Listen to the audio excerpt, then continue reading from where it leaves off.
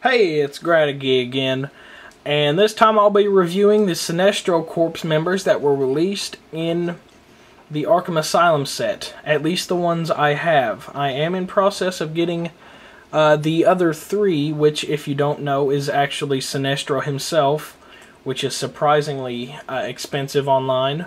The Batman from Arkham Asylum chase figure, who is of course expensive, being a chase figure, and the Gorilla Grodd, aptly named Grodd, a limited edition. If you have any information about those, just go ahead and put them in the comment section below, or send me a message. Anyway, that doesn't matter, because what does matter is these guys. I absolutely love the Sinestro Corps. They are for the win, as I just love Sinestro, and it makes me sad that I don't have him from Crisis. But they will have to do, because these are key members of the Sinestro Corps. And let's start off with the lowest ranking member, who isn't really a member as he is a drone, Manhunter, sitting at a manageable 64 points. Not a whole lot I can say about him. Really just a filler piece. I mean, he's nice. He's got not bad stats. He gets running shot. Not much else to say about him.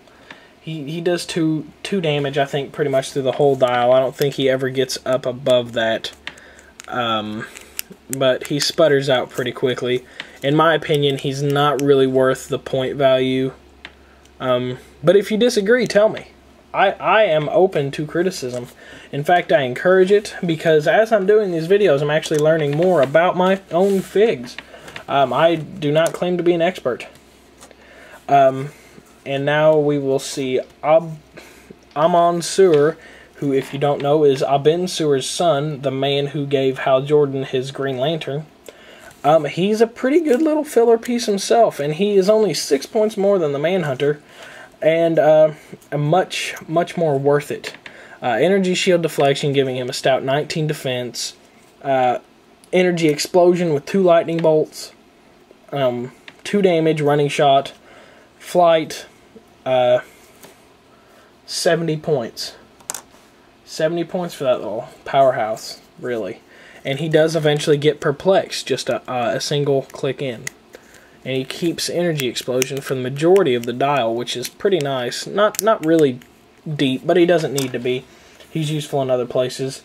And our Kilo, who is the Kilowog equivalent for the Sinestro Corps. He is the Drill Sergeant. And just a little tidbit of information about our Kilo, excuse me. From what I have read, if you do not pass the entrance exam into the Sinestro Corps, he eats you. So he's pretty awesome, pretty stout. Like I said, Kilowog's equivalent, and you have to be pretty awesome to do that.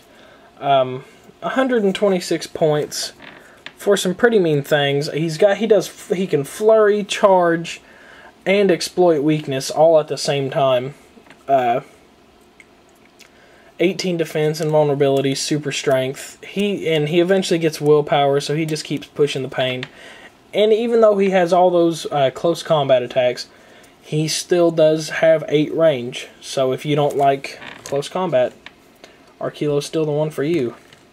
And Liza Drac, who I have mistakenly called Dark for a very long time.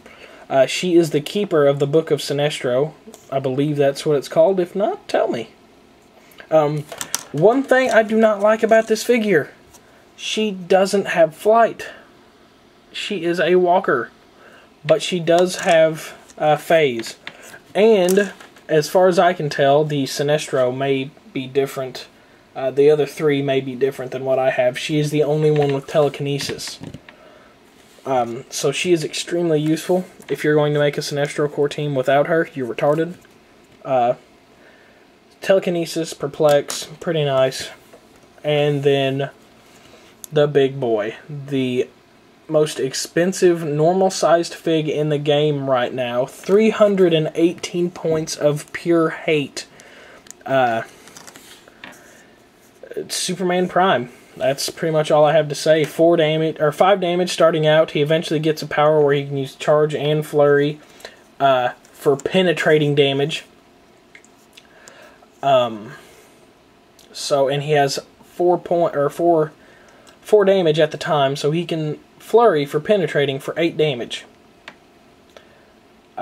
Which is pretty outstanding, to be honest. So, I don't normally use him on the team, just because of his daunting point cost, but I do use him occasionally in 1,000-point games as a tent post, just to hold the team together.